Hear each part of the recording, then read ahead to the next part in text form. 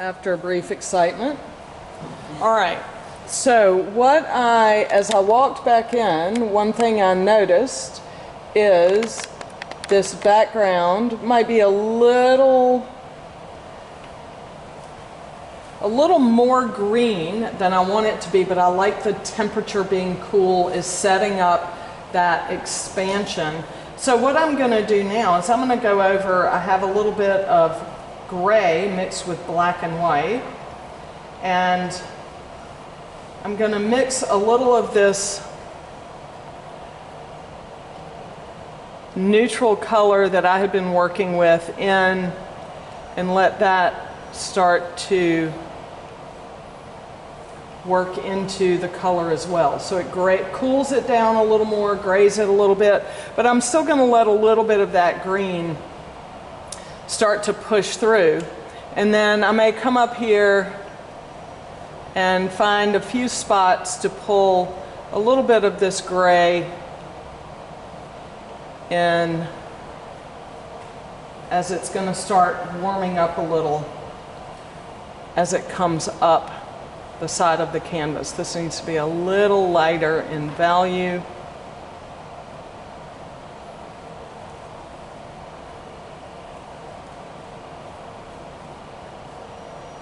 Okay, all right. Okay, so here where I was talking about the apple, I want to work into that area as well so I can start to push and pull those values and intensity a little more. So I've got my red, and I'm going to mix a little bit of red violet because it is a little darker along this edge, just right out at the edge. So I've got my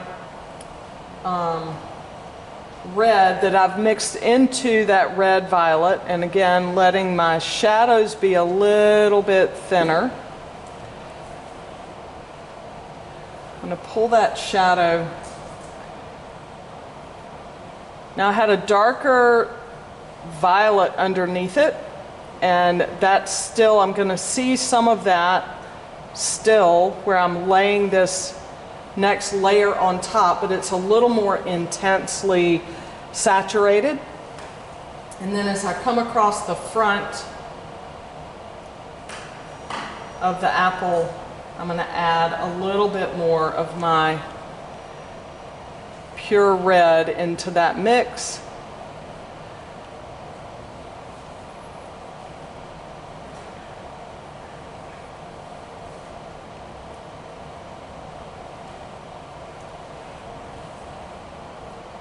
So it starts to really punch that saturation up a little bit more. And right at the front of where that dimple is, where the stem comes out, I want that to be pretty intense on the front edge. There's a shadow inside that dimple, so I want what's in front of it to really push out.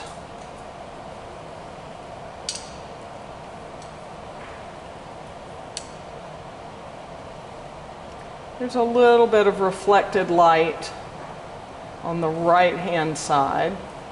Now as I get down in here where that dark shadow is, I want it to be dark, but it might be, what I've got down there might be a little too dark.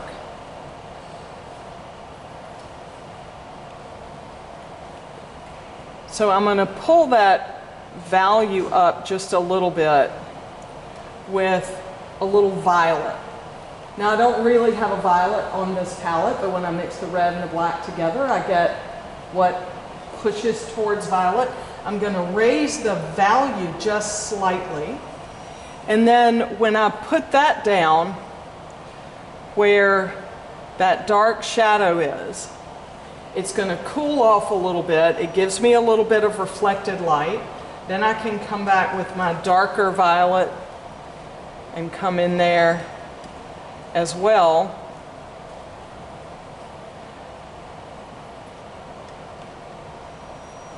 So sometimes it is about changing the value, but sometimes it's about changing the temperature. So the shadow on that apple, if I can cool it down a little bit, instead of just making it a darker red, make it a cooler temperature, then it will start to give me what I'm looking for, which is the sense that light is moving around the form of the apple. And then I can work some red back into that shadow. So it's not just a big flat shape, where I can start to see, as I layer and cross-pollinate and kind of basket weave, warm over cool, cool over warm, saturated over desaturated. And it starts to give me more variety on the surface, which the way that we see and the way that optics work will make it feel more real and more volumetric, right? Because our eyes are always shifting. We're always seeing things slightly differently.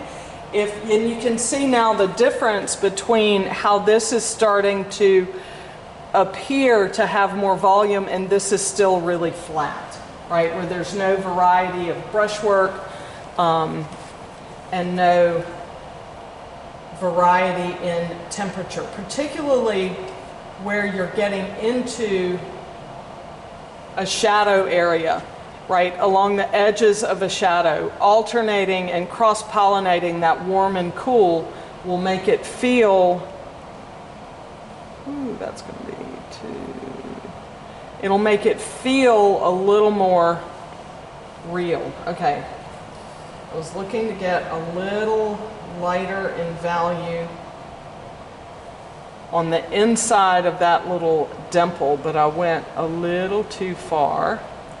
So I'm just going to go back with a little bit darker, more desaturated red, and just modify that a little bit, because I want to get the sense of the light bouncing off the other side of the dimple of the apple.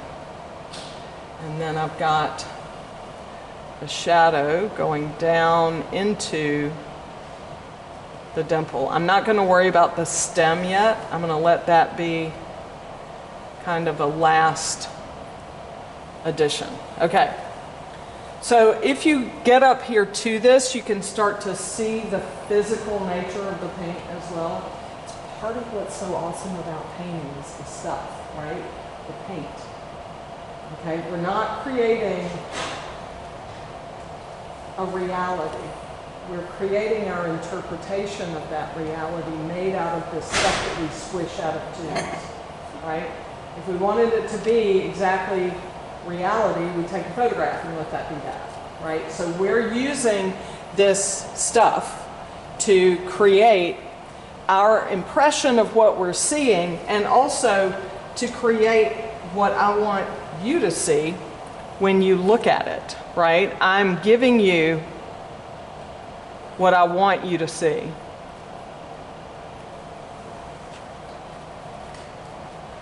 Okay, so then I'm going to move across.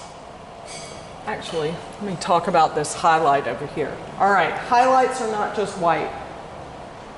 Highlights have a color. A lot of times the highlight, if it's not a super bright reflection, it's going to have the color, the local color of the thing underneath it. So in this case here, I'm seeing a little bit of a light value red over here, but then when it gets into that reflection that's bouncing off, if you stand up and you look at this, what color are you seeing bounce off in that light? Yes, yeah.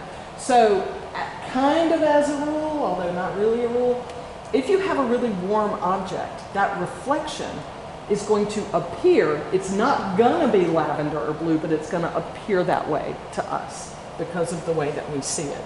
So I'm going to start with a real sort of pale, pinky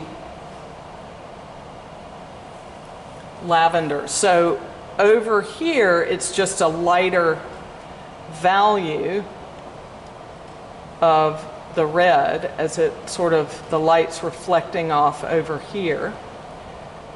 But then right in here, it does get into a pale kind of lavender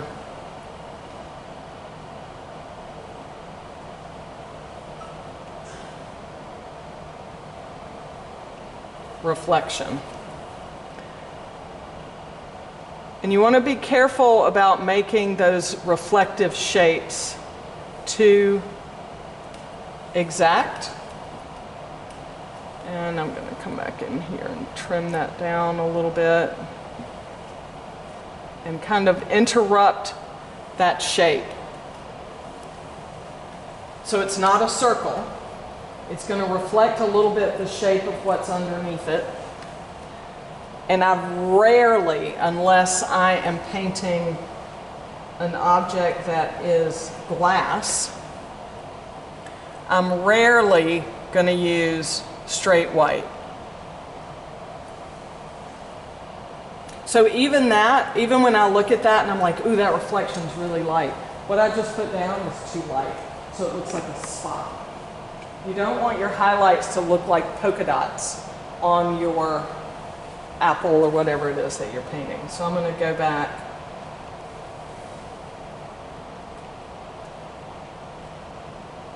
and just modify that just a little bit. Okay. So then I'll keep moving across the composition. Maybe I want to go down here.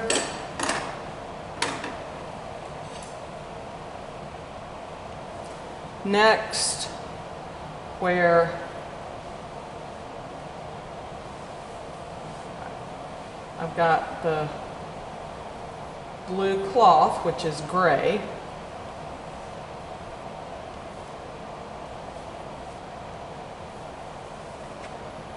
And I want to find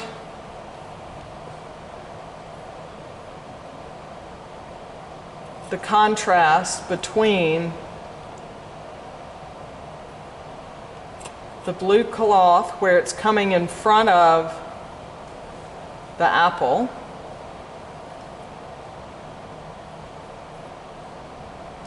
now it's changed a little bit from the other day, but what I'm trying to find within that cloth is I'm trying to find what is it that I want you to look at, right? Back here, I'm not so worried about that.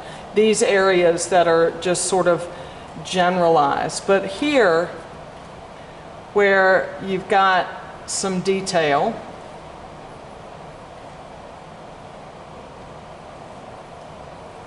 and some clear shapes, I'm going to pay a little more attention here along the edge of this roll of the cloth, and I want to find where those lightest values are, coming down the side of this piece of cloth. Again, I'm looking for the shapes that the light and shadow are creating. I'll go a little darker.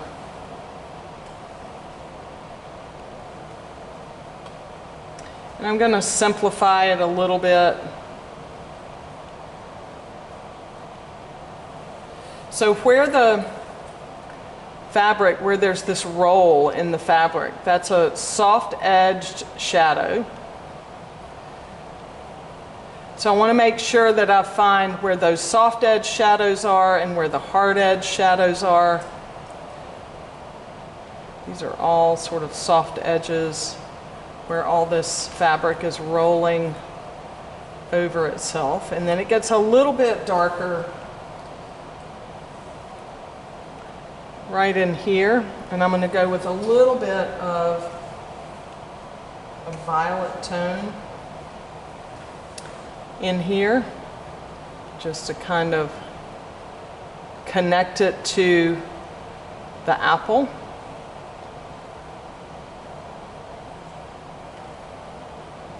And give it a little bit more depth in that shadow. Back to my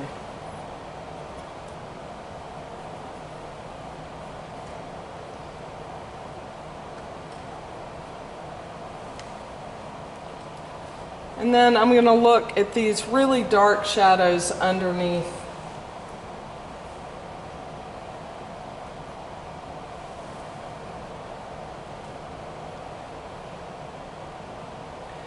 Now these are hard-edged shadows where the edge of the fabric stops and you get a shadow underneath.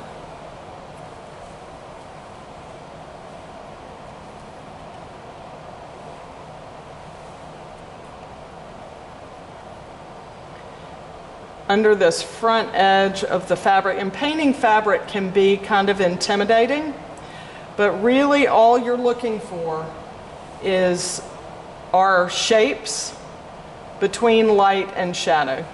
And are they hard edge or soft edge?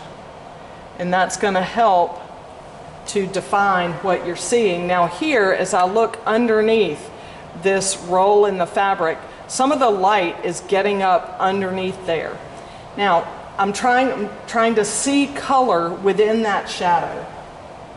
And I see within that shadow, I'm seeing a little bit of light, a little bit of yellow. A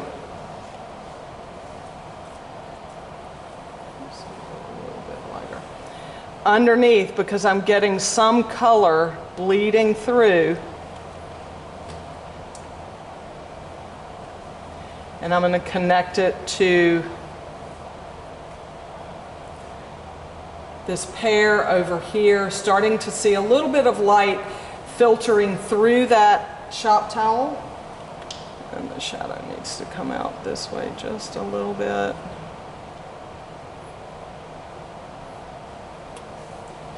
And then I'm going to go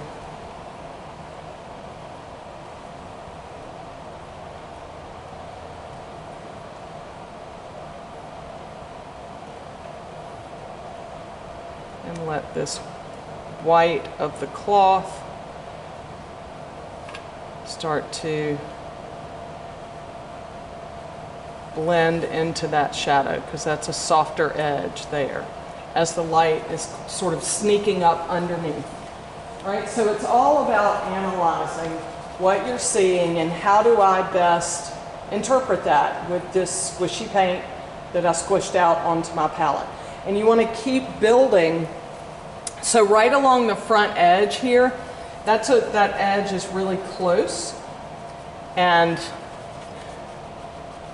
I want it to feel like it's coming into my space, so I might really lay the paint on there a little bit heavier, a little bit thicker, and let it get leaner as it moves away, so that it gives me that clue that that's coming into my space, and it makes a really sharp edge. Okay? Making sense? All right. Do y'all want me to keep going, or do you want to paint? Okay, go for it. Add paint. Get that paint on the canvas. If you can still see the weave of the canvas, you don't have enough paint on there.